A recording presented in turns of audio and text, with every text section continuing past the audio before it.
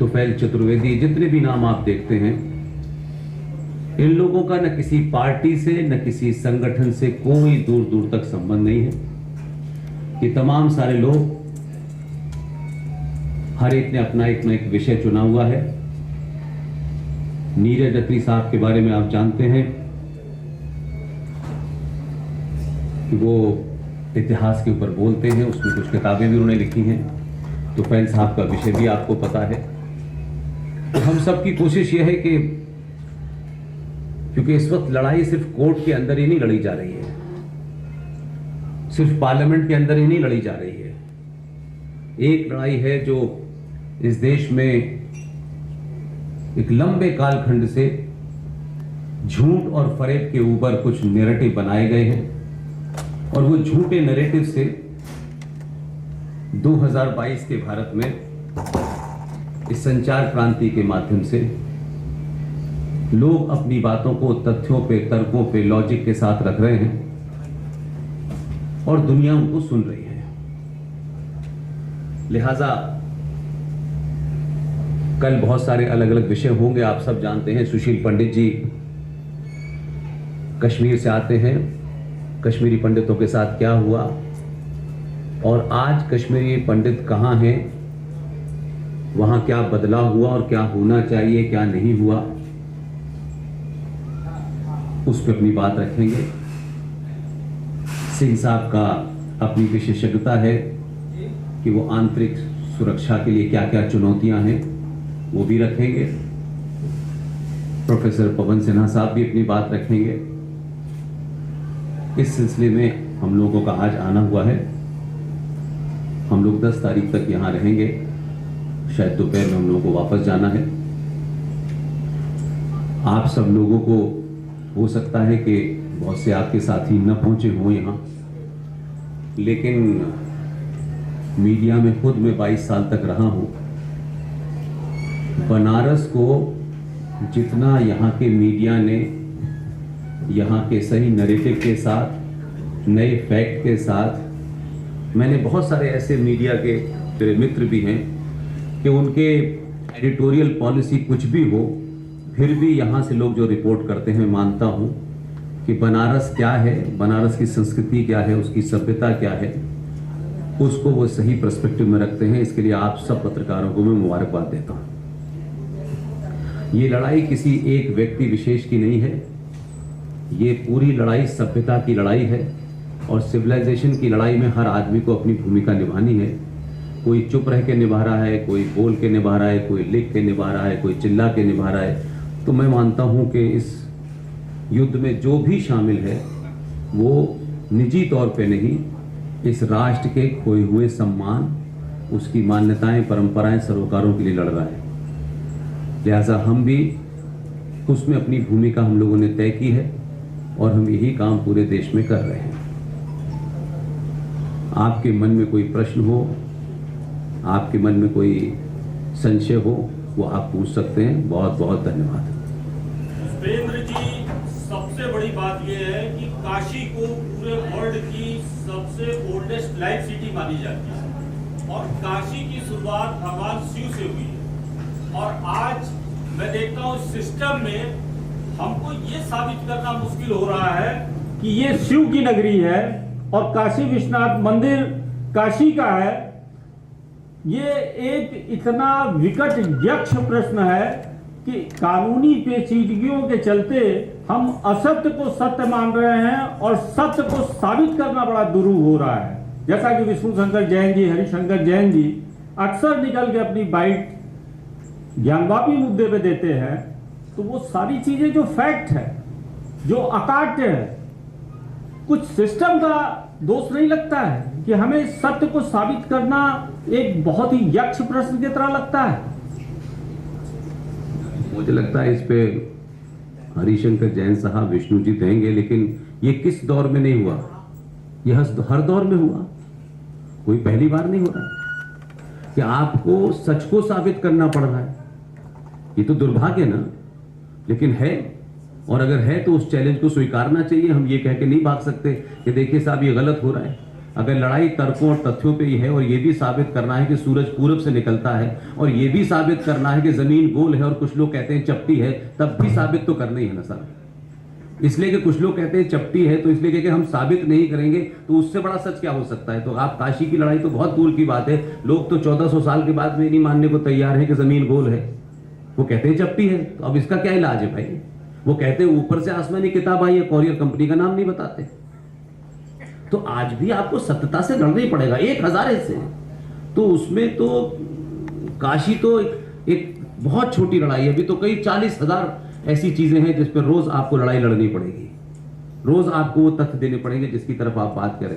तो सिस्टम के बारे में मैं इसलिए सवाल नहीं करता कि सिस्टम अपने हिसाब से चलता है, समाज सिस्टम से नहीं चलता है, समाज से सिस्टम है, सिस्टम से समाज नहीं है, ये समझ लीजिएगा। इसलिए सत्ताएं, सरकार, देश, सेना, पुलिस, जुडिशरी, ये किसी न किसी नियम से बंधे हुए हैं और वो उस नियम के अंदर जो जाएगा वो उसी तरीके से बिहेव करेगा। इसलिए हम में से कोई भी आदमी न कोई ऐसी इच्छा रखता है और न ही पास्ट में किसी का कोई ऐसा एजेंडा है कि हम सिस्टम में रह के से बदलेंगे। बहुत सारी चीज़ें ऐसी होती हैं जो बाहर लड़के लड़ी जाती हैं और ज़्यादा ताकत से लड़ी जाती हैं। और आप पिछले 10-15 साल का अध्ययन करें तो समाज के दबाव में बहुत सारे काम हुए हैं। सत्ताएं अपने हिसाब से काम करती हैं, उनको कितना नफ़ा होगा, कितना नुकसान होगा, ये अभी उठाना चाहिए मुद्दा कि नहीं उठाना चाहिए, ये तमाम सारी चीज़ें होती हैं। तो मैं ये मानता हूँ कि आप जिस तरफ इशारा कर रहे हैं वो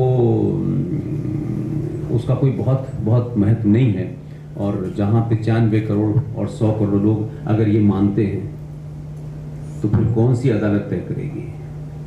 अदालतें तो इस देश के अंदर जो कि उनका 5-6 करोड़ मैंने सुना है कि सुप्रीम कोर्ट में केसेस हैं, वो उन्हें सॉल्व नहीं कर रहे हैं, लेकिन अदालतें ये तय कर रही हैं कि राफेल के अंदर कौन सा पुर्जा लगा हुआ है कि नहीं लगा हुआ है। तो जितने ऐसे काम हैं उसमें अदालतें मुझे प्रोडक्ट नजर आती हैं। और जो समाज में विघटन हो रहा है, जिससे समाज के अंदर टूट रहे, समाज के अंदर एक उथल पुथल है, उन विषय को तो हर आदमी आगे बढ़ाना चाहता है। Thank you sir. Kulshreshtha ji, यही एक सबसे बड़ी विडंबना है। आज विश्व गुरु होते हुए भी आज हम अपने अस्तित्व के लिए लड़ रहे हैं। कुलश्रेष्ठ जी, एक सवाल आप कह रहे हैं कि सब लोग लड़ाई में हैं, किसी न किसी कौन सी लड़ाई है? क्या लड़ाई है? हिंदू मुसलमान की लड़ाई है कि मुसलमान? लड़ाई का मतलब मैं समझ रहा हूँ आप सिर्फ हिंदू मुस्लिम ही समझते हैं सर। कौन सी लड़ाई है जिसको हम लोग लड़ रहे हैं? सब लोग उसमें लड़ाई में है, क्या लड़ाई है वो? मैंने तो अभी आपसे कहा कि आपने जो उसके साथ में एक सेंटेंस अटैच किया कि हिंदू मुस्लिम की लड़ाई है, तो हिंदू मुस्लिम की लड़ाई तो कब से चल रही है? आज से चल रही है। हिंदू मुस्लिम की लड़ाई क्या बनारस की वजह से हो रही है, अयोध्या की वजह से हो रही है? होनी चाहिए कि कौन सी लड़ाई पे भाई लड़ाई का मतलब आप क्या समझ रहे हैं? समझना चाहते हैं। मैंने ये कहा कि इस देश में सांस्कृतिक पहचान, इस देश में झूठे इतिहास के खिलाफ, इस देश में झूठे साहित्य के खिलाफ, उसके खिलाफ एक युद्ध चल रहा है। और वो युद्ध ये नहीं है कि किसी आपने जिस नोशन में लिया वो कोई खास होती है, तो हर चीज में लड़ाई चल रही है। लेकिन क्या आप ये जानना चाहते हैं या नहीं चाहते हैं कि 15 अगस्त 1947 को भारत आजाद हुआ? ये कहां से पढ़े हम, कहां लिखा है, किसने बताया हमको कि 15 अगस्त 1947 को देश आजाद हुआ था? तो क्या इसको जानना, इसको समझना जरूरी नहीं है? कौन देश होगा जो अपने इतिहास को नहीं जानना चाहता होगा? और कौन देश होगा जो झूठे इतिहास पे खड़े होकर के अपने ऊपर गर्व करेगा? अगर 15 अगस्त 1947 को ट्रांसफर ऑफ पावर हुआ था, तो कौन सा ये गणित और कौन सा ये मैथमेटिक्स है और कौन सा ये मीनिंग है कि ट्रांसफर ऑफ पावर को आप कहते हैं कि भारत आजाद हुआ था? और भारत आजाद हुआ था तो 1935 का गवर्नमेंट ऑफ इंडिया एक्ट 90% आपका संविधान उससे भरा हुआ है। तो इसके बारे में नहीं जानना चाहिए? ये युद्ध नहीं है कि हम उसके खिलाफ बोलें या उसके उस पर सही पर्सपेक्टिव रखते हैं या अपना पक्ष रखते हैं। या किसी इतिहासकार ने जो उस दौर में पैदा भी नहीं हो, जब शिवाजी थे तब वो नहीं था, लेकिन एक विश्वविद्यालय में प्रोफेसर है, उस प्रोफेसर ने ये कहा कि साहब शिवाजी एक पहाड़ी चूहा है। अब आपका बेटा और मेरा बेटा अगर आईएएस बनने जाएगा और उससे सवाल पूछा जाएगा तो उसको यही लिखेगा तभी पास होगा, जबकि सच्चाई और समाज उस इतिहासकार के अलावा ये मानता है कि शिवाजी से बड़ा कोई वॉरियर नहीं था, लेकिन उसने लिख दिया, हमको पढ़ना पड़ रहा है, तो इसके खिलाफ लड़ाई लड़नी पड़ेगी, नहीं लड़नी पड़ेगी? ये कब से लड़ रहे हैं हम लोग? 2014 से? नहीं, मैं तो 2014 की, हमसे पहले से लोग लड़ रहे हैं। आज संचार क्रांति हो गई है, इसलिए ज्यादा तेजी से लोग लड़ने वाले हैं, क्योंकि पहले आपके पास लिमिटेड चीजें थी, अखबार था, टेलीविजन था, टेलीविजन बहुत बाद में आया, और इंफॉर्मेशन कंट्रोल थी। आज इंफॉर्मेशन का डिसमिनेशन हो गया है, इसलिए हर आदमी आप अपनी बात रख सकते हैं। आपने अपनी बात रखी और हो सकता है शाम तक कई हजार लोग कहें कि इनकी बात में तथ्य है, लॉजिक है। अब आपसे कोई ये नहीं पूछेगा कि लिखने वाला इतिहासकार था, नहीं था। Gate my point? तो इस संचार क्रांति के दौर में हर आदमी को अपनी बात रखना है, उसकी जिसकी बात ठीक होगी लोग उसको सपोर्ट करेंगे, जिसके लिए होगी उसको। तो मैं यही कह रहा हूं कि ये युद्ध चल रहा है, ये कंटिन्यूअस युद्ध है। ये कोई ऐसा नहीं कि 2014 में कोई सरकार बदली है, सरकारें तो पहले भी बदल रही थी, बहुत सारी बदल रही थी। ये कहें कि 2014 से हिंदुत्व पैदा हो गया है, ये भी लोगों का नहीं, पॉलिटिकल स्टेटमेंट हो सकता है, but we are nothing to do with the politics.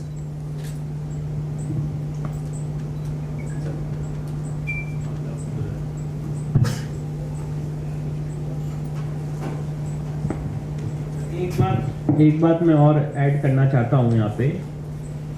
जो कल का हमारा कार्यक्रम है वो आप सबके सामने उसकी रूपरेखा है ही है, जिसमें आज आपके सामने वो गणमान्य व्यक्तित्व है जिन्होंने धारा 370 खत्म करने में, 35A खत्म करने में, चाहे वो प्लेसेस ऑफ वर्शिप एक्ट 1991 खत्म करना, वो अनकॉन्स्टिट्यूशनल है, उसकी कानूनी लड़ाई सुप्रीम कोर्ट में लड़ने का काम हो, चाहे वफ एक्ट 1995 असंवैधानिक है, उसकी रिसर्च का काम हो, और जो देश के सामने इंटरनल सिक्योरिटीज के इश्यूज हैं और कौन से ऐसे व्यक्तित्व हैं इस देश में जो राष्ट्र विरोधी काम कर रहे हैं, उसमें स्पेशलाइजेशन का काम हो, ये सारे समाज के और देश के, राष्ट्र के अलग अलग महानुभाव आपके सामने हैं। और मैं इन सबके सामने बात रखना चाहता हूँ और आप सबके सामने बात रखना चाहता हूँ कि काशी विश्वनाथ के केस में इन सबका हमें आशीर्वाद प्राप्त है, इन सबका मॉरल सपोर्ट, इंटेलेक्चुअल सपोर्ट हमें प्राप्त है। और काशी विश्वनाथ का जो केस और ज्ञान व्यापी का केस जो हम लड़ाई लड़ रहे हैं, इसका मकसद इन सब के माध्यम से मैं बताना चाहता हूँ, ना राजनीतिक मकसद है, ना फंड रेजिंग एक्सरसाइज है। ये सिर्फ और सिर्फ, जैसे कि अभी पुष्पेन जी ने बताया, अपनी सभ्यता को, अपनी कल्चरल हेरिटेज को रेस्टोर करने की लड़ाई है।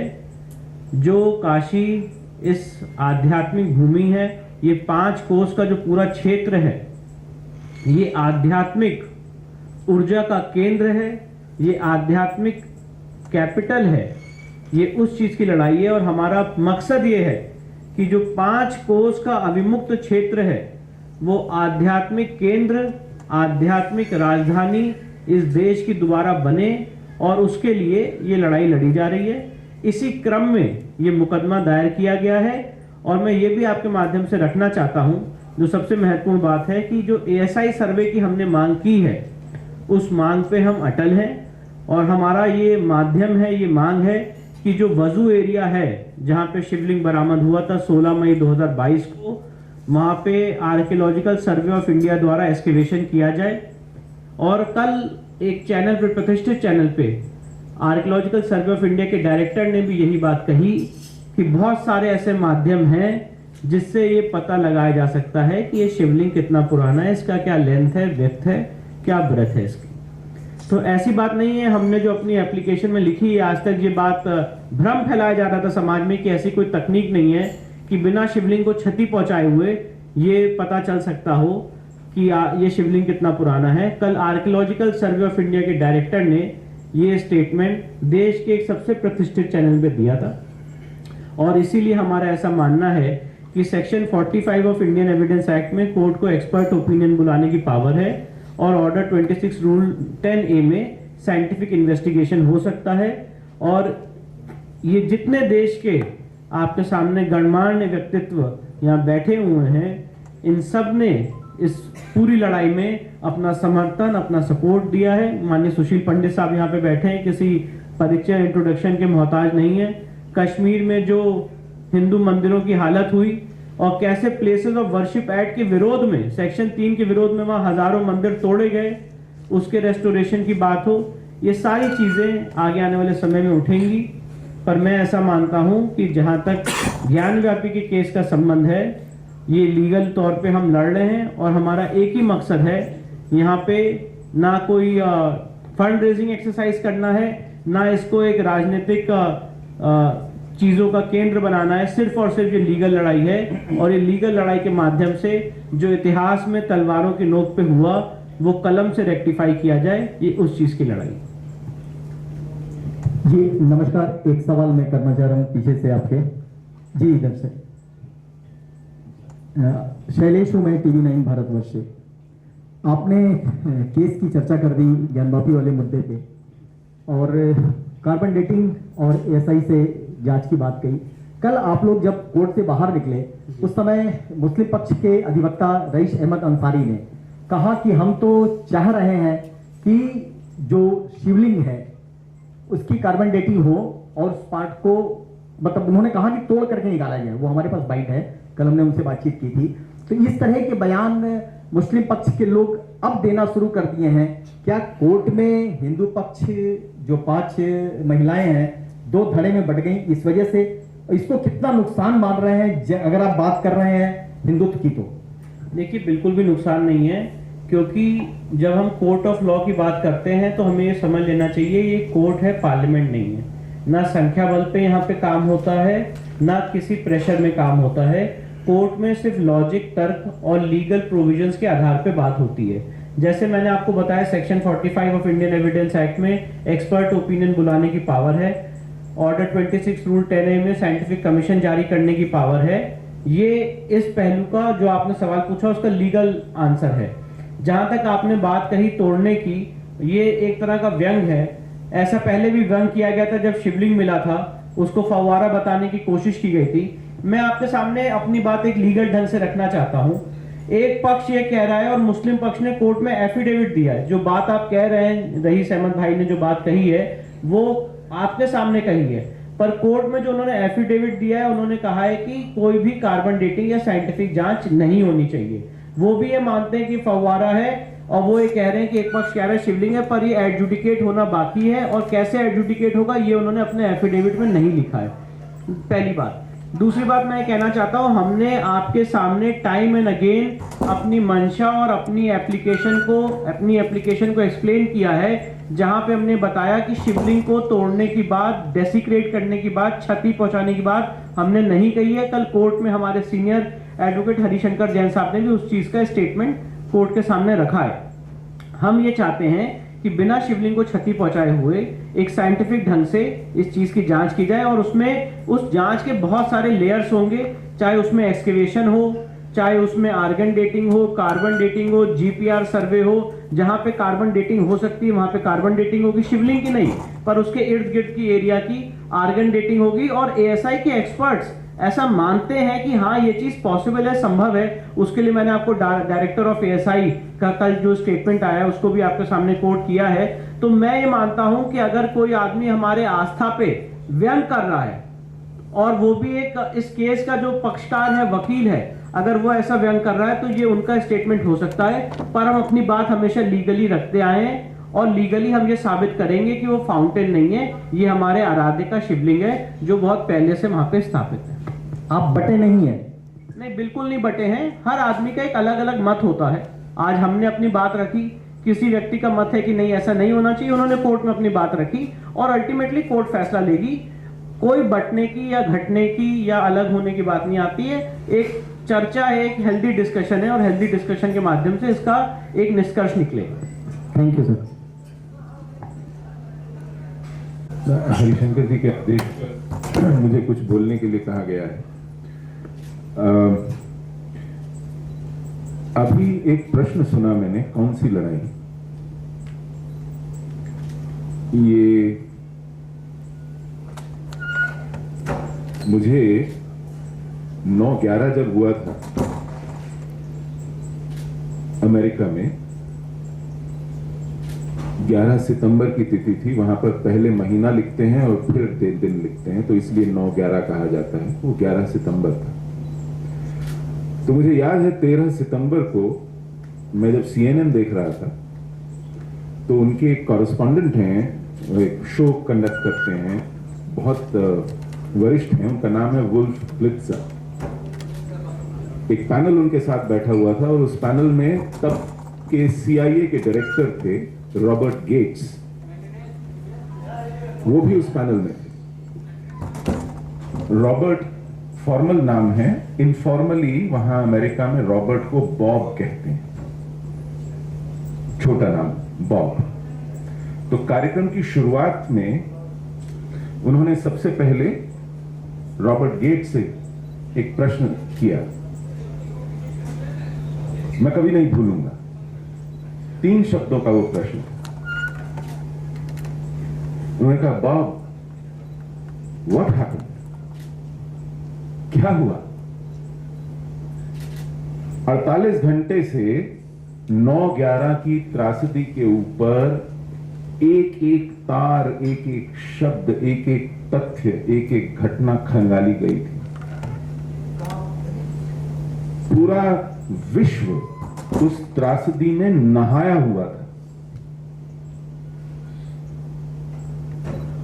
और उसके बाद फिर यह प्रश्न उठा, क्या हुआ? तो ये कौन सी लड़ाई है? ये प्रश्न मुझे वैसा ही दिखता है कि पिछले 1000 साल से ज्यादा हो गया है। इस देश ने अगर कंजर्वेटिव एस्टिमेट लगाया जाए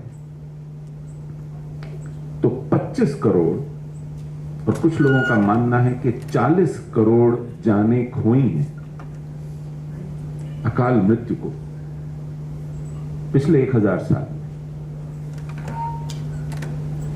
और ये जो चली आ रही है निरंतर, अविरत, बिना रुके, आज भी घट रही है, उस त्रासदी की जो पूरी एक नदी बह रही है, उसके कोर में, उसके केंद्र में है काशी, उसके प्रतीक में है काशी।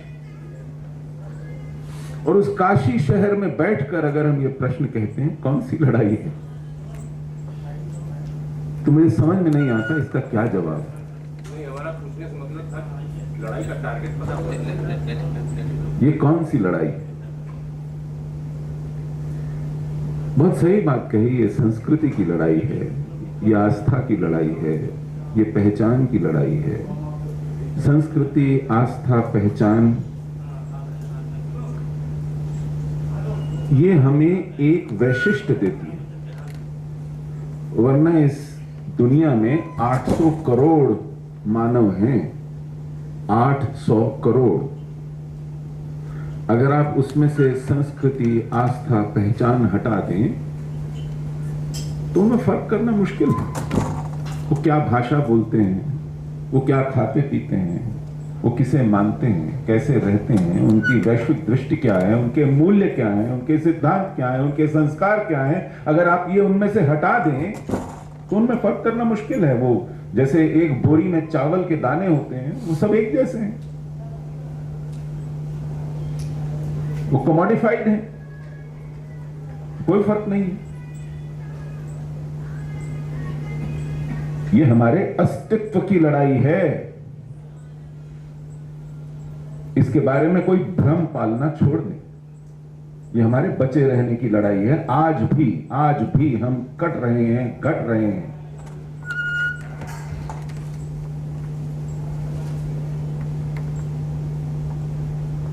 अपने ही स्वतंत्र देश में, बाहर की तो बात छोड़ दीजिए, आसपास जो हमारे भूमि कट के चली गई, वहां पर हमारे बंधु बांधवों का क्या हाल है, अगर आपको नहीं मालूम है, आप आंखें नीचे बैठे हैं, तो छोड़ दीजिए।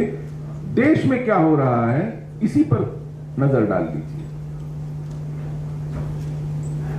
तो ये कौन सी लड़ाई है, ये प्रश्न फिर नहीं उठेगा। इसमें शत्रु कौन है और मित्र कौन है, ये पूछने की जरूरत नहीं पड़ेगी। इसमें दांव पे क्या लगा है, इसकी भी चिंता फिर नहीं होनी चाहिए।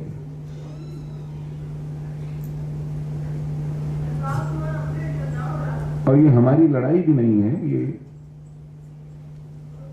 आप कैसा समय, कैसी परिस्थितियां अपने बच्चों को सौंप के जाएंगे, ये उसकी लड़ाई है। क्योंकि पिछले 1000 साल में तो कितनी पीढ़ियां आई चली गई, और ये कोई हमारी अपनी मिल्कियत नहीं है, हम इसके ट्रस्ट कीपर्स हैं। हमारे पास ये सुपुर्द किया है हमारी पिछली पीढ़ी ने अगली पीढ़ी को सौंपने के लिए। अगर हम उसमें कुछ वृद्धि नहीं कर सकते तो उसको क्षति पहुंचाए बिना अगर हम दे सकें तो हम पूर्ण हो पाएंगे। और यदि इसी तरह कटते फटते घटते चले गए तो इस पाप से बच नहीं पाएंगे।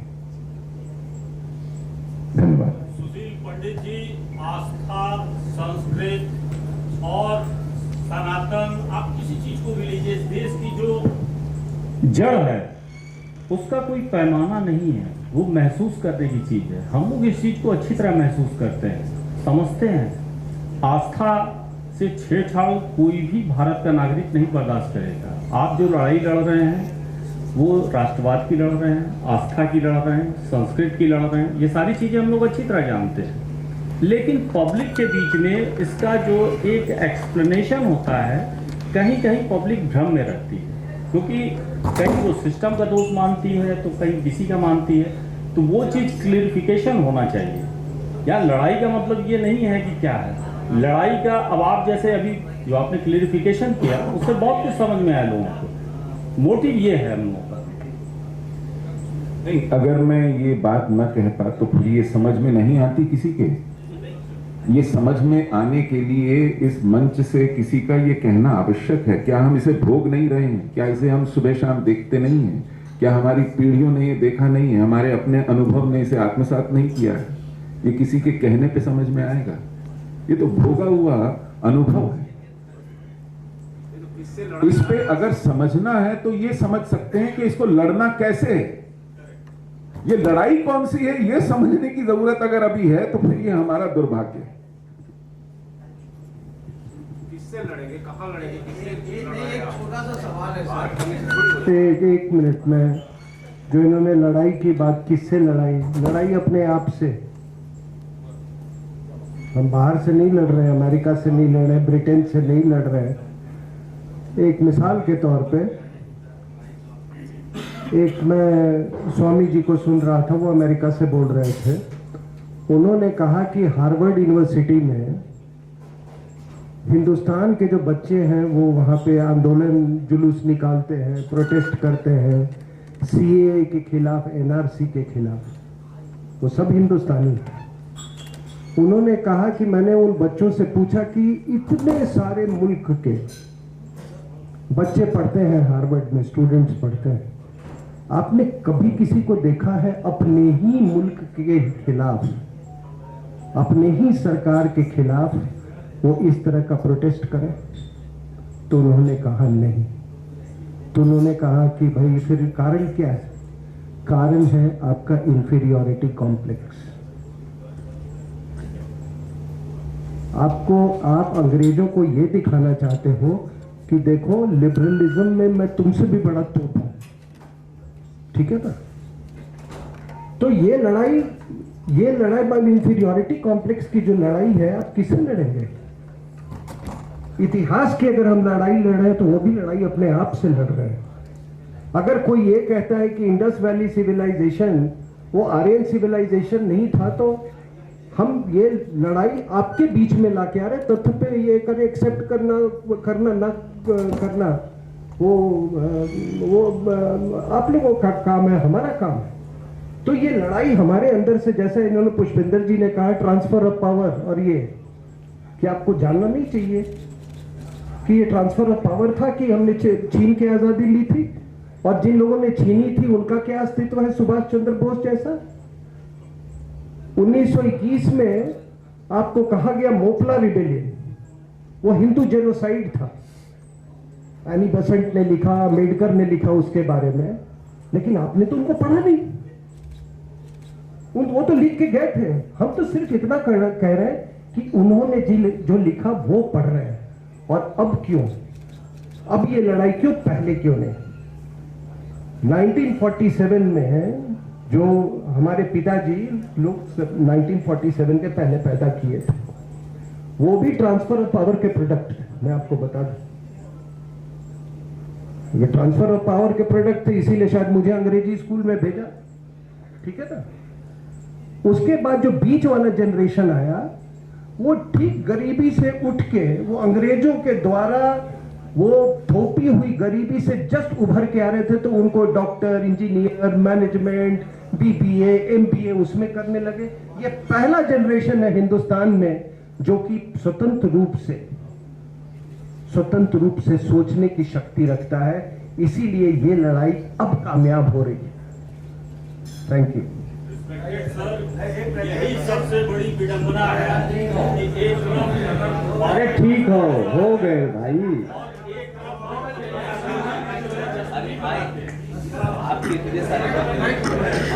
अरे हो गए, हम कहने की सर अब आप ये प्रेस कॉन्फ्रेंस खत्म होगा। मैं आखिरी सवाल कर रहा हूँ, बहुत लंबा नहीं जाएगा, और ये सवाल नहीं है, ये सिर्फ आपसे समझने के लिए एक बात है, और ये मेरा कोई सवाल नहीं है। इस हिंदुस्तान में सबसे ज्यादा आक्रांता है और भारत को पदाक्रांत करके चले गए, लेकिन हमें खत्म नहीं किए, क्योंकि हमारे यहाँ सर्वेश्वरवाद का नारा है। नीम में निमकौला बाबा है तो बरगद में बरगदहुआ बाबा है। आप किसको किसको खत्म कर देंगे? सब खत्म कर देंगे तो हम हाथ उठा के पूजा कर लेंगे, रत्न कल्पित मासरम हिमजल स्ना राम च विद्यापरम। आप हमें खत्म नहीं कर सकते हो, मेरी उस मूल संस्कृति को। आप लोगों को लगता है क्या कि आज मेरी वो मूल संस्कृति खत्म होने के कगार पर है या संकट में आ गई है? बस ये एक छोटा सा सुझाव है आप लोगों से, बाकी कोई सवाल नहीं है, और इसके बाद ये प्रेस कॉन्फ्रेंस खत्म हो जाएगी।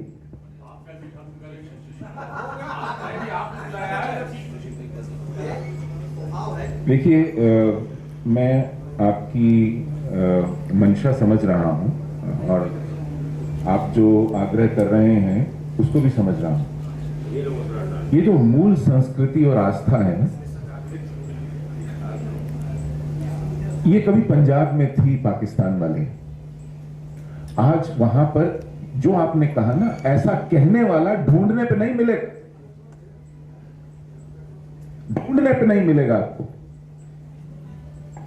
विलुप्त हो गया है वो मत। आपको लगता है कि ये खत्म है? मैं आपको उदाहरण दे रहा हूं। अफगानिस्तान में 45 बचे हैं, जिसमें सिख भी शामिल हैं, केवल 45। ऐसा कहने वाला नहीं मिलेगा वहां कोई। और आपके देखते देखते कश्मीर से ऐसा कहने वाले लुप्त हो रहे हैं, जाना नहीं चाहते वापस। ऐसी स्थितियां हैं, हम ऐसा कहते कहते ही समाप्त हो जाएंगे, और जो कह रहे हैं उसको याद रखने वाला नहीं मिलेगा कोई। ये बात समझ लेनी जरूरी है। ठीक है, मतलब आप समझ रहे हैं ये वो चीजें खत्म। देखिए, लड़ाई विशुद्ध रूप से जो हमारा उद्देश्य, जो लड़ाई की बात चल रही है, तो लड़ाई है हिंदू राष्ट्र बनाने की। अल्टीमेट एम हमारा हिंदू राष्ट्र बनाना है। और जितने मंदिर पूर्व काल में तोड़े गए हैं, उन सबको कानूनी प्रक्रिया से वापस लेना है। इस क्रम में हमारी लड़ाई हिंदुस्तान के विभिन्न न्यायालयों में चलती है। मैं बात लाल लपेट करके नहीं कहता, सीधी सीधी सी बात है कि हिंदू राष्ट्र बनाने का सपना है, और मैं उसी के लिए पिछले 33 साल से संघर्ष कर रहा हूँ। यही अभीष्ट है, और जितने मंदिर टूटे हैं सबको वापस लाना है। ये अच्छा है, बुरा है, बहुत लोग अच्छा ही कहेंगे, बहुत बुरा ही कहेंगे, बहुत कहेंगे कट्टर है। जो भी कहना चाहिए, मैं कट्टर हूँ, इसमें खुश हूँ।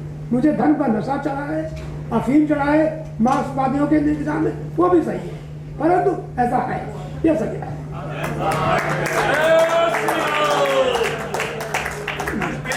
सर, आपसे मेरा एक सवाल है। जैसे आपने कहा कि हमारा देश आजाद नहीं, ट्रांसफर पावर हुआ, इसी तरह पढ़ाया जाता है कि हमारे देश की हिंदी हमारी राष्ट्रभाषा है, महात्मा गांधी राष्ट्रपिता थे। ऐसे कई सवाल हैं जिसका अनुत्तरित प्रश्न है, क्योंकि ये कहीं लिखित में नहीं मिलता है, संविधान में नहीं मिलता है कि हिंदी हमारी राष्ट्रभाषा है, न ये कहीं पूरी तरह लागू हो पा रहा है। और राष्ट्रपिता महात्मा गांधी के बारे में भी है कि इसको किसने घोषित किया कि राष्ट्रपिता हमारे महात्मा गांधी थे। इन सब सवालों का जवाब कैसे मिलेगा? हम लोग तो मानिए जो पढ़ते नई पीढ़ियों को कैसे जवाब दिया जाए, इसका सही जवाब क्या है? कि मैंने कहा कि इसका सही जवाब इसलिए नहीं मिल रहा है कि आपने कहा कि राष्ट्रपिता किसने घोषित किया, और अगर कोई कहता इंडिया का पिता तो भी मान लेता कि इंडिया 47 में पैदा हुआ, तो लाखों साल पहले भी भारत राष्ट्र था, तो फिर 47 में पैदा पिताजी कैसे हुए ये मुझे नहीं पता।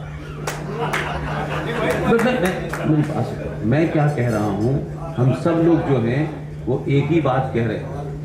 पुष्पेन जी क्या कहते हैं, सिंह साहब क्या कहते हैं, छोड़ दीजिए थोड़ी। इस दौर में हम में से कोई भी आदमी मिस इन्फॉर्मेशन देगा, सेकंडों में लोग टोक देंगे। आज वो दौर चला गया कि आप जाएंगे फिर वेरीफाई करेंगे। इसलिए मैंने कहा कि बहुत सारी चीजें हैं, जैसे मोपला का जिक्र सुशील भाई ने किया। मोपला के बारे में बहुत सारी कहानियां सुनी होंगी, लेकिन मोपला के बारे में मोस्ट ऑथेंटिक एक किताब किसी आरएसएस, बीजेपी, विश्व हिंदू परिषद ने नहीं लिखी है। 1897 में अमरावती के अधिवेशन में कांग्रेस पार्टी के अध्यक्ष चुने गए, उनका नाम था सर सी शंकरन नायर। राइट, सर सी शंकरन नायर 1908 में मद्रास हाई कोर्ट के जज बने। उन्होंने जो किताब लिखी उस किताब के बारे में कभी भी नहीं सुना होगा आपने, और वो मेरा ख्याल है बहुत पहले बेचारे जा चुके हैं। उन्होंने किताब लिखी है गांधी एंड अनार्की, और उसके पेज नंबर 132 पे ऊपर अपेंडिक्स 3 में लिखा है, और वो जो अपेंडिक्स 3 है उसका टॉपिक है मालाबार एगोनी। राइट, और उसको 1917 में जो कांग्रेस पार्टी की अध्यक्ष बनी उन्होंने लिखा है, उनका नाम था एनी बेसेंट। तो मैंने क्या कहा या किसी ने कहा कि इसको छोड़ दें, एनी बेसेंट ने जो भी कुछ उसमें लिखा है गांधी जी को टोटल एक्सपोज कर दिया। तो ओरिजिनल सोर्स पे जाइए। किसी ने कहा, किसी ने किसी का रेफरेंस दिया, उसे छोड़ दीजिए। कम से कम जो आज का इतिहास है उसे तो आपके पास ऐसी चीजें हैं जो अवेलेबल हैं। अगर आपने एक किस्सा बहुत सुना होगा कि साहब जवाहरलाल नेहरू देश के पहले प्रधानमंत्री बने। जवाहरलाल नेहरू का चुनाव हुआ, कांग्रेस पार्टी का 1946 में चुनाव था। 20 सितंबर को चुनाव घोषित हुआ 1946 में, और गांधी जी ने चुनाव घोषित होते ही कहा कि मेरी पहली पसंद है नेहरू। तो गांधी जी को ऐसा नहीं करना चाहिए था, लेकिन गांधी जी ने करा। लेकिन 20 सितंबर के बाद 27 सितंबर को पूरे चुनाव की प्रक्रिया हुई, और 1940 में मौलाना आजाद अध्यक्ष थे, और क्योंकि नया अध्यक्ष चुना जाना था कांग्रेस पार्टी का, तो इसलिए उन्होंने इस्तीफा दे दिया और एक कार्यकारी अध्यक्ष बनाए गए जिनकी देखरेख में यह चुनाव हुआ। उनका नाम भी भारत के बहुत सारे लोगों ने नहीं सुना। उनकी वो, क्योंकि वो उस पूरे प्रोसेस को देख रहे थे, उन्होंने जो किताब में लिखा वो भी इस देश में नहीं मिलती, जबकि पब्लिकेशन डिवीजन ऑफ इंडिया की वो किताब है लेकिन मार्केट में नहीं है। पब्लिकेशन डिवीजन कहता है खत्म हो गई, लेकिन नेहरू पे चाटुकारिता की 50,000 किताबें मिल जाएंगी आज, लेकिन वो किताब नहीं मिलती। तो 1946 में जब देश की 14 प्रोविंशियल असेंबलीज ने अपनी पार्टी का अध्यक्ष चुनने के लिए जो वोट भेजा, मत भेजा, उस पूरे प्रोसेस को जो आदमी देख रहे थे उनका नाम था आचार्य जेबी कृपलानी। और कृपलानी साहब की देखरेख में वो वोट आए और तमाम खुले। उसमें पता चला कि 14 में से 2 वोट इनवैलिड हैं और 12 के 12 वोट सरदार पटेल को मिले। अब ये क्योंकि उस पूरे प्रोसेस को जेबी कृपलानी साहब देख रहे थे, और उनकी अपनी ही लिखी किताब है, और किताब का नाम है Gandhi his life and thoughts. Page number 254, 248, 249, 250 पे ये पूरा विजुअल खिंचा हुआ है कि कैसे गांधी जी ने पर्ची दी, जेबी कृपलानी को कहा सरदार पटेल को दो, और सरदार पटेल ने उस पर्ची को देखा और गुस्से में पर्ची को छोड़ दिया। उसके बाद फिर गांधी ने दोबारा एक पर्ची दी और कहा कि इनसे कहो कि इस्तीफा देते हैं। सरदार पटेल उसके बाद उठ के चले गए। अब जो आदमी अपनी पार्टी का 1946 में अध्यक्ष नहीं बन पाया, और उसी समय के काल में एक आदमी 21 अक्टूबर 1943 को भारत की आजादी की घोषणा करता है। ठीक है, आप करेंसी भी चलाता है, स्टाम्प भी चलाता है, रेडियो भी चलाता है। अब दोनों की तुलनात्मक अध्ययन करें और लोगों के सामने रख दें और छोड़ दें कि कौन कांग्रेसी है और कौन कांग्रेसी नहीं है। मेरे अपने विचार या मेरी अपनी भावनाएं महत्वपूर्ण नहीं है। जिस आदमी ने 21 अक्टूबर 1943 को भारत की आजादी की घोषणा की, उसको दुनिया के 11 राष्ट्रों ने मान्यता दी, जिसमें यूएसएस शामिल था। तो एक आदमी का कद ये था और एक आदमी का कद ये था, लेकिन हम तभी तो कबूतर उड़ा रहे हैं। तो सच तो पता चले कि 2 सितंबर 1946 को जवाहरलाल नेहरू साहब ने जब शपथ ली थी प्रधानमंत्री की, तो उस वक्त उन्होंने शपथ लेते वक्त यूनियन जैक के नीचे रानी के प्रति निष्ठा दिखाते हुए, और किसने शपथ दिलाई उन्हें? लॉर्ड माउंटबेटन ने।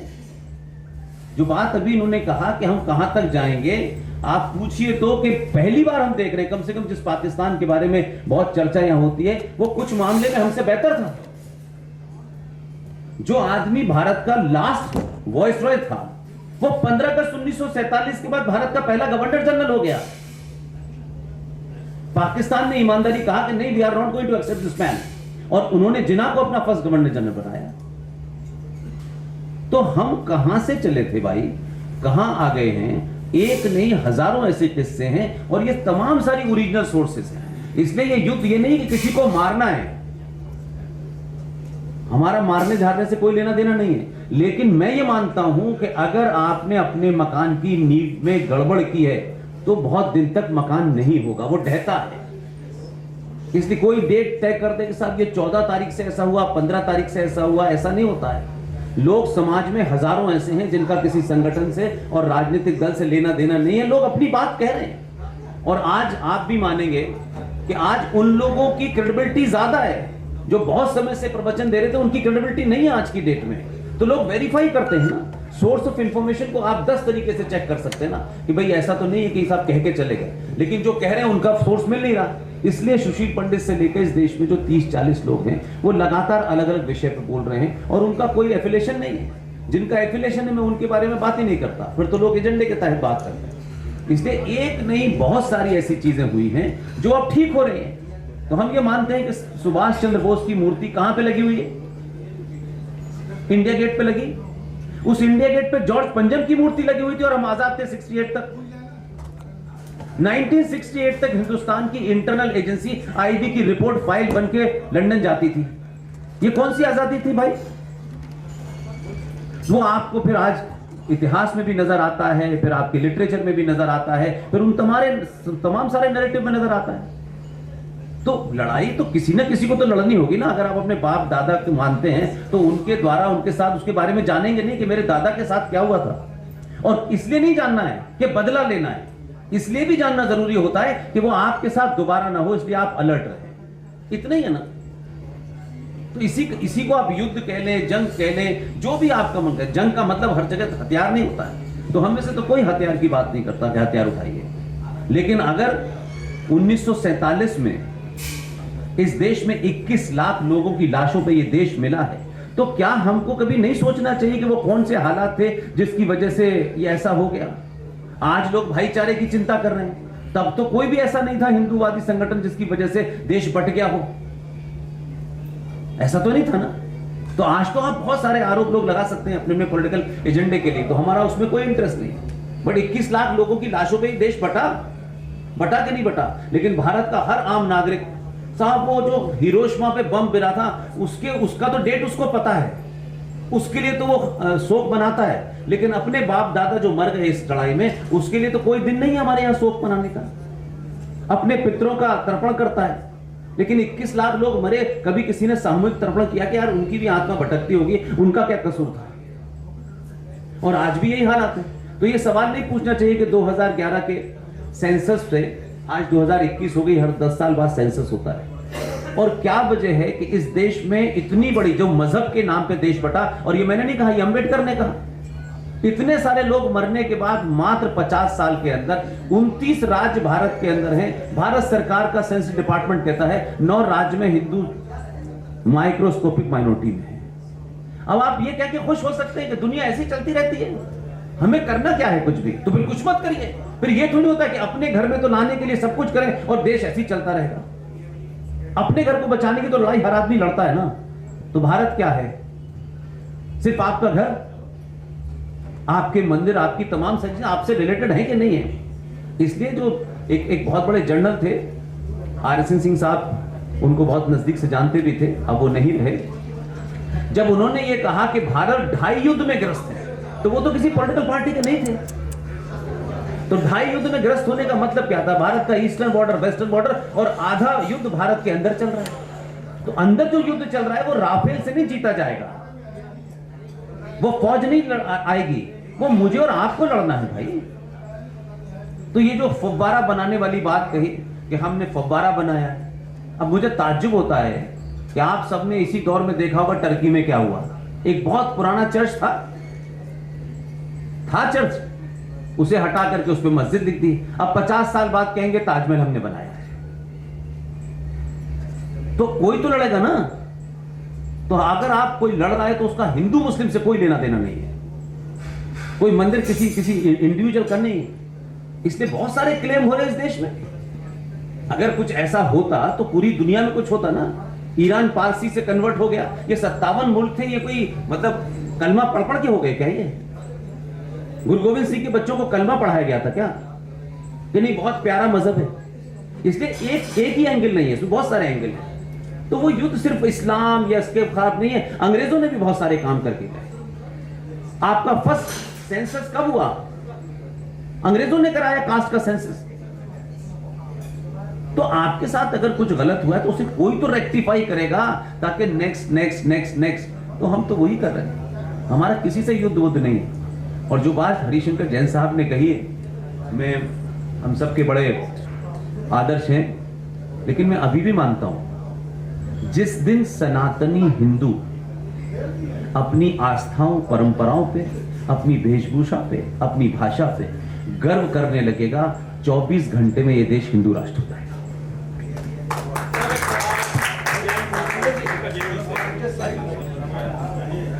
सर बस एक सवाल जैन जी आपसे है। देखिए सिंह साहब जो हैं, इस सफर का जो मेरे जीवन का ये सफर है ना, उसके गुरु हैं। तो मैं कुछ बोल देता हूँ, फिर मुझे याद दिलाते हैं। जो लोग ये कह रहे हैं कि ये फव्वारा है, ये इतनी इनकी साइंस थी उस जमाने, जो ऊंट की पीठ पे खड़े होकर खजूर तोड़ रहे थे, उनकी इतनी विकसित साइंस थी कि पूछिए। जो 1400 साल से अपने साइज का पजामा नहीं बना पाए, वो ताजमहल बनाने की बात कर रहे हैं, और उन्होंने फव्वारा बनाया है। तो उसी फव्वारे की जांच करना चाहते हैं कि कौन सा वो इंजीनियर था जिसने फव्वारा ही बनाया था 1000 साल पहले। बस इसी में विष्णु शंकर लगे हुए हैं, और इनका मानना है कि फव्वारा उस वक्त था ही नहीं। जैसे लोग कहते हैं ना, ये बिरयानी मुगलई बिरयानी है। रेगिस्तान में कहां चावल पैदा हो रहे थे? कहां चावल पैदा हो रहे थे? लेकिन बहुत सारे नैरेटिव चल रहे हैं। इसीलिए भारत में 1960 में एक फिल्म बनाई गई, मुगले आजम, ग्लोरीफाई किया। तो वो फोर्सेस अपने एजेंडे पे थी, वो आज भी है। इसलिए शोले के अंदर एक मुसलमान है बेचारा,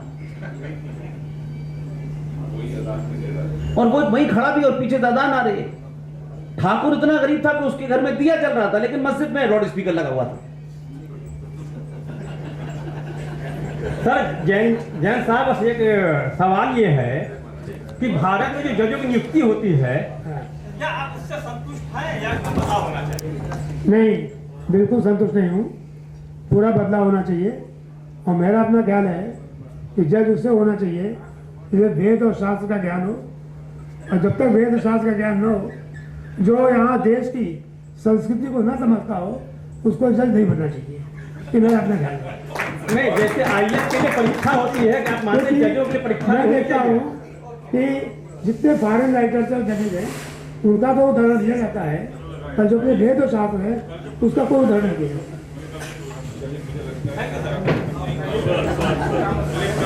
सरकारी काम में, व्यापार में, पढ़ाई में, करियर बनाने में लगे हुए लोग,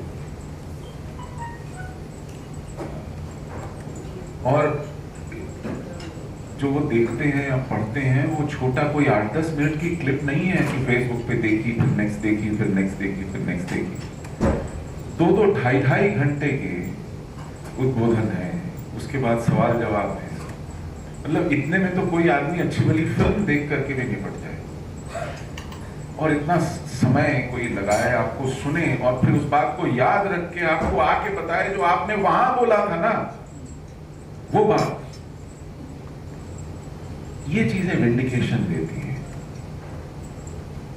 ये चीजें मैं नहीं बता सकता कितनी ऊर्जा देती हैं, और ये आश्वस्ति देती हैं कि नहीं, कोई सुन रहा है, किसी पे असर हो रहा है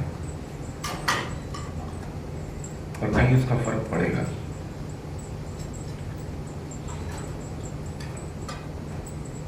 मैं बाकी सबका तो नहीं कहता, मुझे लगता है कि हम लोगों का काम वो बीज वाला है। आप मुट्ठी भर बीज फेंकते चले जा रहे हैं इधर उधर, न जाने कौन सा अंकुरित हो जाए, जाने किसको कहीं पानी मिल जाए, धूप मिल जाए, अच्छी उर्वरक जमीन मिल जाए, शायद उग जाए, उग के बच जाए, बढ़ जाए, उसका कुछ प्रतिफल हो। हम देखें न देखें फर्क नहीं पड़ता, लेकिन उसका लाभ समाज को, देश को, राष्ट्र को, ये एक बहुत बड़ी आशा है और यही ऊर्जा का स्रोत भी है। और इसी को बहुत संबल मिलता है ऐसे विमर्श में, ऐसी बातचीत में, जब मिलने का संयोग बनता है। मुझे लगा कि ये बात कहना बड़ा आवश्यक है, ये निजी अनुभव से कह रहा हूँ और ये स्थान उसके लिए उचित भी है। आपने कश्मीर के बारे में पूछा, कश्मीर के बारे में बहुत कुछ बोलता रहा हूँ। जो कश्मीर में 90 में हुआ वो सच में अप्रत्याशित था। मैं अपने बड़े बुजुर्गों से पूछता हूँ, खुद मैं उस वक्त 26 वर्ष का था।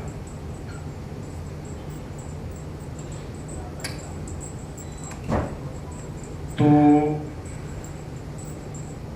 पूछता हूं कि आप लोगों ने क्या इसको आते हुए नहीं देखा? आपको नहीं लगा कि एक दिन ऐसा होगा, ऐसा होने वाला है?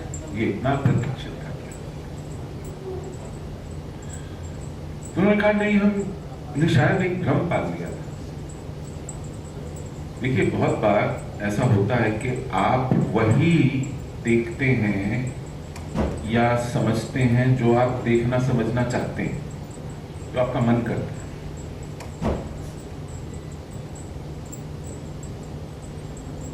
और इसलिए आपके भांपने की क्षमता थोड़ी कम हो जाती है, क्योंकि जो चीज आप होते नहीं देखना चाहते उसको देखते हुए भी, उसकी आहट सुनते हुए भी आप उसके लिए तर्क गढ़ लेते हैं कि हो सकता है ऐसा, कैसे होगा, क्यों होगा। मेरी बातचीत में मुझे लोगों ने कहा कि भाई हमको लगता था जब तक हमारे 90 करोड़ का देश है, भाई कोई छोटा मोटा देश नहीं है। इतिहास में हुआ होता होगा कभी जब देश छोटे छोटे टुकड़ों में बटा था, एक सेना नहीं थी, एक केंद्र नहीं था, एक निर्णय लेने वाला नहीं था। अब तो पूरा 90 करोड़ का देश, एक चुने हुए प्रधानमंत्री, 800 सांसदों की संसद, वो एक सर्वोच्च न्यायालय, कोई 15 लाख की फौज, ये कोई छोटी मोटी बात नहीं है। एक जीता जागता प्रेस है और ये कोई मध्य युग नहीं है, ये आज की दुनिया है भाई। इसमें यूनाइटेड नेशंस ने तो ह्यूमन राइट्स की घोषणा तक कर रखी है 48 की। और जब तक हमारे सचिवालय पे, सेक्रेटेरिएट है कश्मीर श्रीनगर में, उस पर तिरंगा लहराता है बहुत शान से, कि जब तक ये तिरंगा है यहाँ और बदामी बाग कैंटोनमेंट में हमारी फौज बैठी है, किसी की हिम्मत है कि सोच भी सके, करने की तो बात दूर है, ये देश उसे छोड़ेगा नहीं।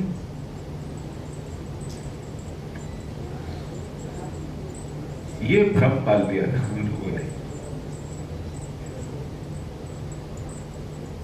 और जब वो सब कुछ हुआ तो लोग, कोई कैंटोनमेंट में फोन कर रहा है, कोई दिल्ली होम मिनिस्ट्री को फोन लगा रहा है, कोई पुलिस डीजीपी को ढूंढ रहा है, कोई ब्यूरोक्रेट्स को ढूंढ रहा है, और ना कोई फोन उठा रहा है और ना कोई जवाब दे रहा है, और कुछ नहीं हो रहा है। पुलिस जैसे भाग की तरह उड़ गई है। आर्मी को ऑर्डर्स नहीं। आप सोचिए, देश का गृह मंत्री मुफ्ती मोहम्मद सईद,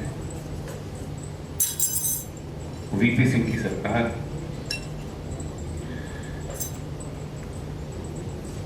तो वीपी सिंह की सरकार, अगर आपको याद होगी, वो जनता दल की सरकार थी, उसको वामपंथियों का और भाजपा का बाहर से समर्थन था। तो देश का जो नॉन कांग्रेस पॉलिटिक्स थी, पूरी की पूरी नॉन कांग्रेस पॉलिटिक्स,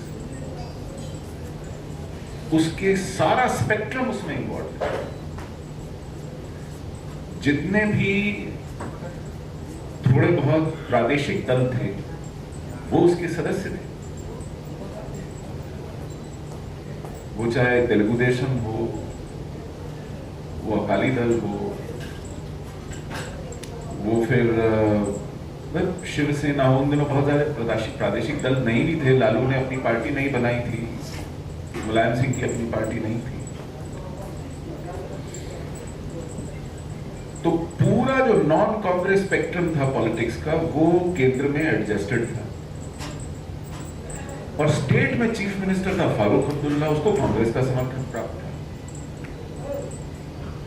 तो जो कांग्रेस थी वो भी पावर स्ट्रक्चर में एडजस्ट थी, वो राज्य में थी, उसकी समर्थित नेशनल कॉन्फ्रेंस सरकार चला रही थी। तो कोई राजनीतिक दल बचा ही नहीं था जो पावर स्ट्रक्चर के बाहर। अब पावर स्ट्रक्चर छोड़ दीजिए, कश्मीर में उस समय जो चिनार कोर का लेफ्टिनेंट जनरल था, कमांडर था, उसका नाम था जनरल जकी, अहमद जकी।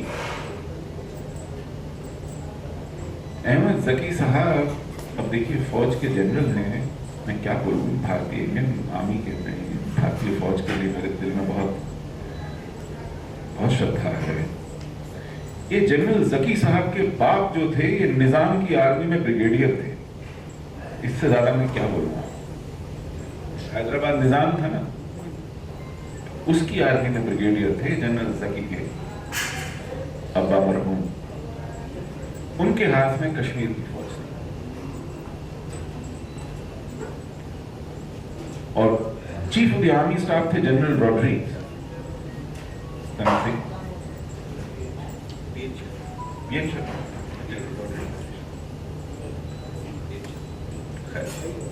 आर्मी को खैर किसी भी तरह का इंस्ट्रक्शन नहीं था। होम मिनिस्ट्री मोबिलाइज करती है ना डिप्लॉयमेंट, पैरामिलिट्री फोर्सेस की, और सरकार तय करती है कि आर्मी की आवश्यकता है कि नहीं है, तो कोई डिप्लॉयमेंट नहीं। और प्रीसीडिंग 19 जनवरी, 19 जनवरी को हम सांकेतिक रूप से अपनी निष्कासन का दिन मानते हैं, क्योंकि उस 18 जनवरी और 19 जनवरी की रात को जो इंटरवीनिंग नाइट थी, वो खत्म होगी भी कि नहीं ये समझ में नहीं आता। सड़कें हुजूमों से भरी हुई थी, सिर्फ सिर और सिर दिखाई पड़ते थे। ये जनवरी है, कपकपाती ठंड है, कश्मीर है, बर्फ पड़ती है साथ। लोग फेरन पहने हुए, हाथों में कांगड़ियां लिए हुए। आपको मालूम नहीं कांगड़ियां क्या हो, आप मालूम जानते हैं कि नहीं? वो अर्दन पॉट होता है जिसको विकर से हैंडल बुना जाता है, उसके अंदर अंगारे होते हैं जो आपको गर्म रखते हैं। मस्जिदें पटी हुई थी लोगों से, और लाउड स्पीकर्स पे नारे थे, और सड़कों पे खोपड़ियां ही खोपड़ियां दिख रही थी। उनको मालूम था किस घर में हिंदू हैं। दरवाजे पीटे जा रहे थे, कनस्तर बजाए जा रहे थे, नारे लगाए जा रहे थे।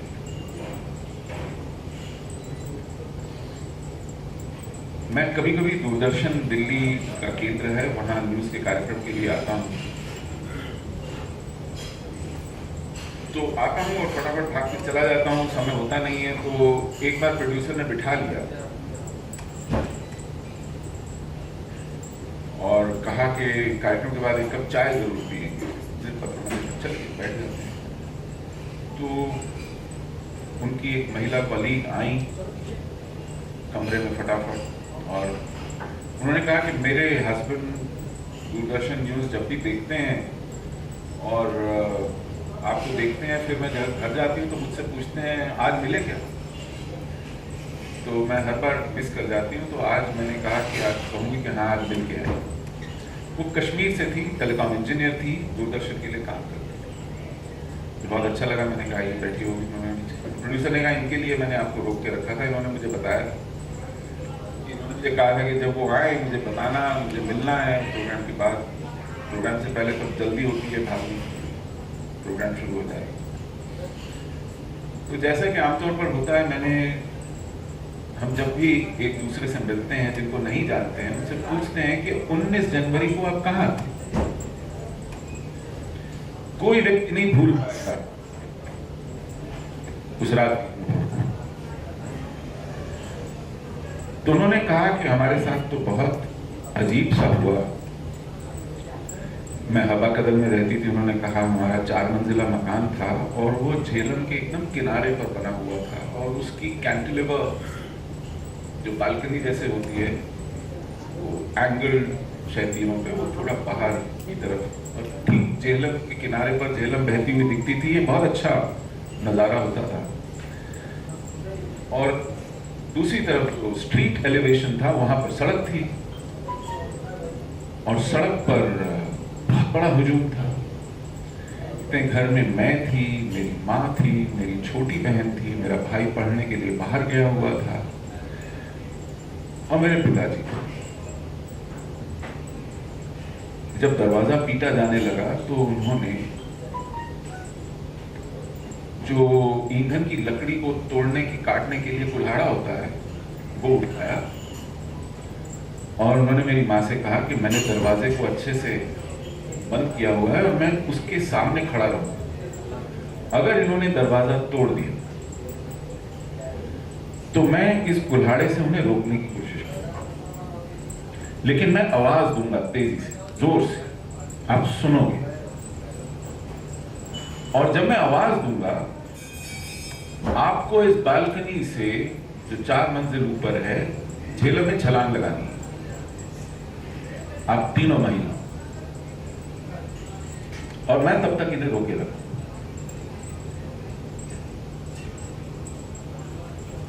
तो उन्होंने कहा ठीक है, मेरी माँ ने उनको कहा ठीक है। तो मेरी छोटी बहन ने एकदम से कहा कि मैं तो नहीं कूदूंगी, एक तो ठंड है और मुझे तैरना भी नहीं आता।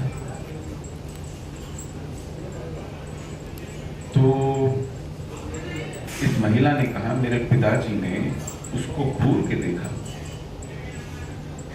गुस्से में, और फिर मेरी माँ की तरफ देखा कि मैं क्या सुन रहा हूं, जैसा एक्सप्रेशन। कहते हैं मेरी माँ ने उन्हें समझाया, आप चिंता मत करो, पहले मैं इसे धक्का दूंगी, फिर कूदूंगी। तो कहती है कि उस रात दरवाजा नहीं टूटा, उनकी आवाज नहीं आई, हम नहीं कूदे, लेकिन यहां तक स्थिति थी।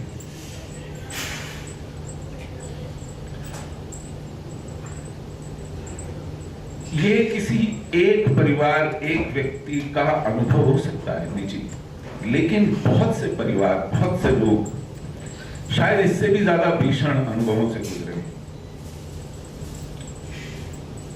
लोग कहते हैं कि कश्मीर फाइल्स में बहुत सी बातें छूट गई हैं, बहुत सी बातें नहीं दिखाई गई हैं। उनका मंतव्य मैं जानता हूं, लेकिन ये बात सही है। कश्मीर फाइल्स जो कहानी है, वो उसका 0.1% भी नहीं दिखा पाई है।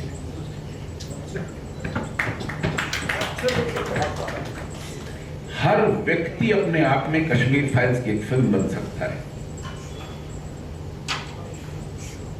उनके अनुभव एक पूरी कहानी आपको फिल्म की दे सकते हैं। वो तो बिल्कुल प्रतीक रूप में कुछ हादसे उन्होंने दिखाए, और बाकी आपकी कल्पना पर छोड़ दिया है कि आप अंदाजा लगाइए क्या हुआ होगा।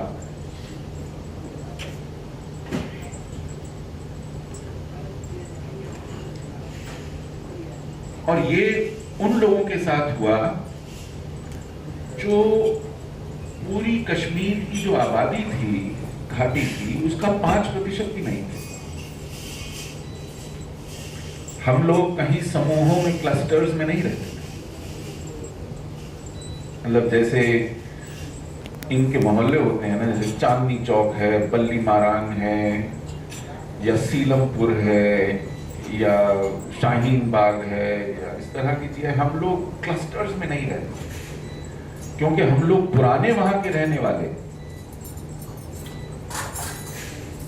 और पुश्तैनी मकानों में हैं। तो एक पूरे समूह में से जब लोग कटते गए, घटते गए, तो छोटे छोटे टापू बन गए।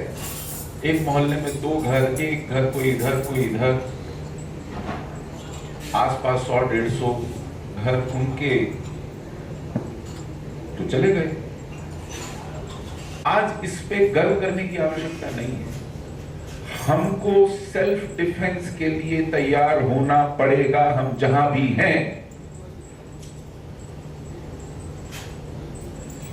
ये गर्व का विषय नहीं है कि हमारे घर में हथियार नहीं है, हमको हथियार चलाना नहीं आता। ना ना ना, इस भ्रम में अब हम नहीं रह सकते। हमको अनुभवों से सीखना है। जो समाज अपने इन अंगों के अनुभव से, हम बृहत्तर हिंदू समाज का अंग है, हम एक दूसरे के अनुभव से नहीं सीखेंगे तो किससे सीखेंगे?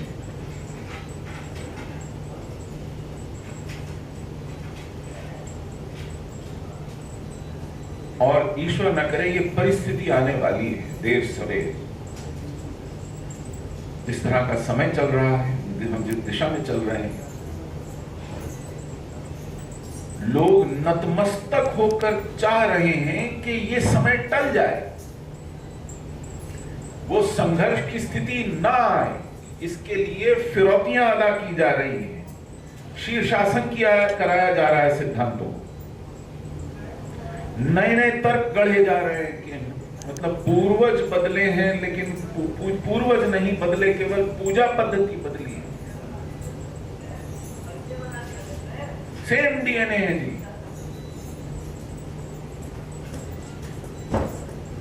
तो ये कंसेशन ही तो दिए जा रहे हैं, ये याचना ही तो की जा रही है कि हमें बचा लीजिए, हमारे साथ युद्ध मत कीजिए, हमें मारिए मत, हम आप ही के हैं, आप हमारे ही हैं।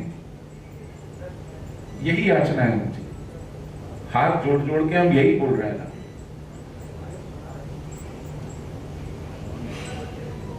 कि हम सब हिंदू हैं, सब 130 करोड़ भारतवासी हिंदू हैं। तो फिर झगड़ा ही क्या है?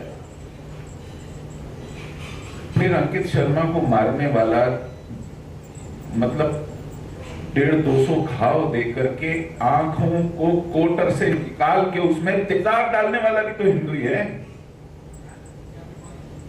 तो झगड़ा किस बात का है? तो ये परिस्थितियां ईश्वर न करे, लेकिन देश का कोई राज्य बता दीजिए, मैं आपको उसका स्थान बता दूंगा जहां ये परिस्थितियां सबसे पहले आएंगी, जो लो हैंगिंग फ्रूट है। करण सिंह बिहार से आते हैं, वहां का किशनगंज, वहां का अररिया, वहां का खगड़िया, वहां का पूर्णिया। आप उड़ीसा बड़ा पीसफुल स्टेट है, 10% से कम है वहां, लेकिन आप भद्रक चले जाइए, आप बालेश्वर चले जाइए, आप केंद्रपाड़ा में ही चले जाइए, बहुत दूर मत जाइए। ऐसी परिस्थिति। तमिलनाडु 5% से ज्यादा जनसंख्या, 5.5%। वहां क्लस्टर्स में रहते हैं ना ये लोग, तो रामनाथपुरम, आम्बूर, 16% आबादी है आम्बूर में सिर्फ। डीएमके और एटीएमके दोनों मुस्लिम उम्मीदवार देती हैं, सिर्फ 16% आबादी पर।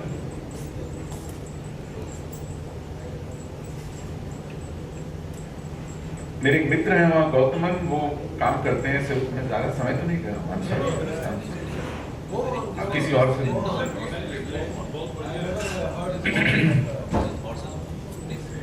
गौतमन है, मेरे एक मित्र हैं, उन्होंने एक पूरी डॉक्यूमेंट्री बनाई है, क्योंकि वहां 2006 से 2017 तक हिंदू एक्टिविस्ट को चुन चुन के मारा जाता रहा। हिंदू मुन्नी के, संघ के, बीजेपी के, वीएचपी के, टेम्पल एक्टिविस्ट जिनका पॉलिटिक्स से कोई लेना देना नहीं था, चुन चुन के बड़ी क्रूरता के साथ। तो उन्होंने इसको इन्वेस्टिगेट करने के लिए और उन विक्टिम्स की टेस्टिमनी लेने के लिए, और किसी को सजा नहीं, कुछ नहीं,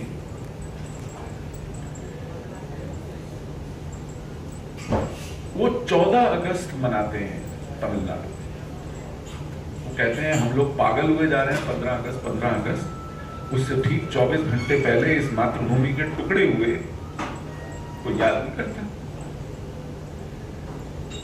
उन्होंने कहा 2017 में 14 अगस्त को मैं ये डॉक्यूमेंट्री रिलीज करना चाहता हूं। मुझे बुलाया, डॉक्टर सुब्रमण्यम स्वामी को भी बुलाया, हम 2 लोग गए और उन्होंने वो डॉक्यूमेंट्री मुझे एक दिन पहले दिखाई। मैंने कहा भाई जो रिलीज करने जा रहे हो कल उस पर बोलना है, मुझे बताओ। तो उन्होंने कहा तमिल में है। मैंने कहा थोड़ी बहुत तमिल जानता हूँ, और बैठ के कोई मुझे जो नहीं समझ में आए उसको, क्योंकि उसमें सबटाइटल्स नहीं थे, हम ट्रांसलेट कर देंगे। तो मैंने कहा चलो थोड़ी बहुत मैं देखता हूँ, कुछ आप मुझे बताइए कौन से अंश देखने वाले हैं। तो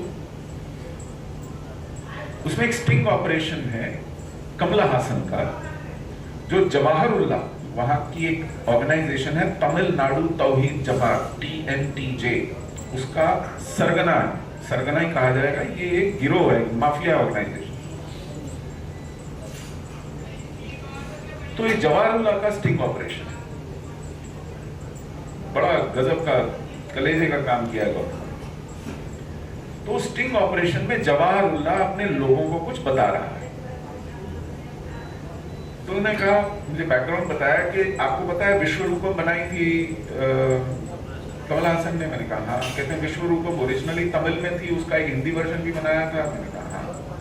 कहते हैं आपको पता है कि तमिल वर्जन आज तक रिलीज नहीं हुआ है, जो ओरिजिनल था, सिर्फ हिंदी वर्जन रिलीज हुआ है। मैंने कहा अच्छा कैसे? तमिलनाडु तौहीद जमात। मैंने कहा तो 5.5% भी नहीं है स्टेट में। कहते हैं ये देखो ये क्या बोल रहा है। उससे पहले हाँ, तो ये बतला रहा है जवाहरुल्लाह अपनी टोली को कि कमला हासन पहले जयललिता के पास गया, जयललिता से बोला देखिए 4,500 सिनेमा हॉल है तमिलनाडु में, मुझे थोड़ा पुलिस की प्रोटेक्शन चाहिए क्योंकि डिस्ट्रीब्यूटर्स फिल्म रिलीज करने से हिचक रहे हैं, और सब 4,500 में नहीं चाहिए, जहां जहां पे इनके पॉकेट्स हैं, जहां पर वैंडलिज्म के चांसेस हैं, वहां पर चाहिए, मुश्किल से 200 300। और जयललिता ने मना कर दिया, मैं नहीं दे सकता। तो क्या करें? तो जाके जवाहरुल्लाह से नेगोशिएट करें। तो मुझे गौतमन ने कहा तमिलनाडु में 25,000 ठेके हैं शराब के, उन 25,000 ठेकों पे पुलिस होती है हर रोज जब ठेका खुलता है, सिक्योरिटी अरेंजमेंट।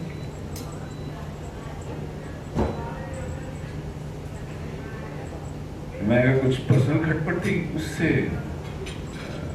कमला हासन से, तो मतलब ये मालूम नहीं, लेकिन उसको मना कर दिया। तो वो जवाहरुल्लाह के पास गया और जवाहरुल्लाह अपनी टोली को बता रहा है कि जब कमला हासन आया था तो तब क्या हुआ। तो तमिल में उनको मतलब हंसते हुए बता रहा है कि वो आया, मैंने उसको बोला कि भाई ये फिल्म हमको पसंद नहीं है। तो उसने कहा कि देखो मुझे मालूम है फिल्म में कुछ सीन होंगे जो आपको पसंद नहीं होंगे, जिनमें से एक सीन वो है ना कि जिसमें ये तालिबान के बारे में, अफगानिस्तान के बारे में फिल्म है, जिसमें वो एक मस्जिद में पहले नमाज पढ़ते हैं सब मिलके, और उसके बाद एक टेरर इवेंट को एग्जीक्यूट करने जाते हैं टोली बना के तालिबान। फिर आपको ये शायद पसंद नहीं आया होगा कि ये एक मस्जिद में पहले नमाज पढ़ते हैं उसके बाद मिलके जाते हैं, तो मैं वो सीन काट देता हूँ। जवाहरुल्लाह ने कहा ना ना ना ना ना, ऐसी बात नहीं है। वो सीन, तो फिर आपको कौन सा सीन पसंद नहीं है? कहते हैं हमको ये बात पसंद नहीं है कि आप तालिबान को टेररिस्ट बता रहे हो। अब वो पूरी फिल्म ही तालिबान और टेररिज्म के बारे में है, तो पूरी फिल्म कैसे काटता? तो इसने कहा ऐसे तो फिल्म में कुछ नहीं कटेगा, तो काटने लायक कुछ है ही नहीं। तो तालिबान तो टेररिस्ट ऑर्गेनाइजेशन है, इसको तो 99 में यूनाइटेड नेशन सिक्योरिटी काउंसिल ने टेरर ऑर्गेनाइजेशन घोषित किया हुआ है। फलाना ढिमकाना। तो अब कहता है जवाहरुल्लाह, मैंने उसको बोला कि जब मनी रत्नम की आई थी ना रोजा, तो हमने वो बॉम्बे राइट्स के ऊपर वगैरह, कहता है हमने उसके घर पे बम फेंका था, उसकी किस्मत अच्छी थी कि वो फटा नहीं। इस बार तेरे घर पे 5 फेंकेंगे, 5, और हर एक फटेगा। कहता है रिस्पांस में इसके पसीने आ गए माथे पर। इसने अपनी जेब से सिगरेट का पैकेट निकाला, मुझसे पूछा कि ना स्मोक, मैं कहा हाँ। उसने सिगरेट निकाल के अपना मुंह ढूंढ रहा था कहाँ लगाऊं, हाथ कांप रहे थे, मुंह पे सिगरेट नहीं लगा, और हंसते हुए बोल रहा था खिल्ली उड़ाते। ये स्टिंग ऑपरेशन है जवाहरुल्लाह का, जो ये दहशत थी। और वो फिल्म रिलीज नहीं हुई तमिलनाडु। ये कश्मीरी में नारा है, हमें चाहिए पाकिस्तान। कश्मीरी भाषा में हिंदू शब्द नहीं है, हम अपने आप को भट्ट कहते हैं। कश्मीर में 2 समुदाय हैं, भट्ट और मुसलमान। तो हिंदू शब्द का जो समानार्थक शब्द है संस्कृत का शब्द है भट्ट। और भट्ट और भटनी, भटनी यानी स्त्री, भट्ट यानी पुरुष, और भट्ट पूरे समुदाय को भी है। बट और रोस यानी बटों के बिना, एंड बटन्यौसान यानी उनकी स्त्रियों के साथ। हमें चाहिए पाकिस्तान। बट और रोस, बटन्यौसान, हमें इनकी स्त्रियां चाहिए, इनके बिना चाहिए पाकिस्तान। ये नारा आप सोचिए, 1 या 2, 3 परिवार टापुओं की तरह 100-200 के मोहल्ले में सुनी रात को सर्दियों में, जिनके घर महिलाएं हों, बच्चियां हों, और वो घिरे हों, और ये मस्जिद से आ रहा लाउड स्पीकर से। फिर होता था ला गर्बिया ला शर्किया इस्लामिया इस्लामिया। गर्ब मगरब एक शब्द है, मगरिब फारसी में, अरबी में, जिसको पश्चिम कहते हैं। मशरिक पूर्व को कहते हैं। ला गर्बिया ला शर्किया, चाहे वेस्ट हो या ईस्ट हो, इस्लामिया इस्लामिया, पूरी दुनिया में इस्लाम होना चाहिए।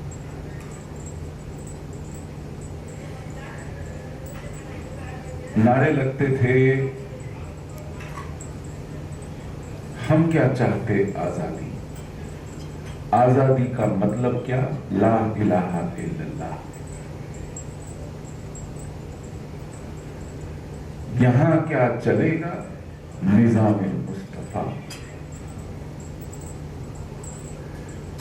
रूस पे लर्जा तारी है, अब कश्मीर की बारी है। उन दिनों सोवियत यूनियन हाल ही में डिसमेंटल हुआ था, अफगानिस्तान से भगाई गई थी रूसी फौजी। तो रूस पे लर्जा तारी है, अब कश्मीर की बारी है। इस तरह के नारे लगते थे, मस्जिदों से लगते थे, हुजूमों में लगते थे।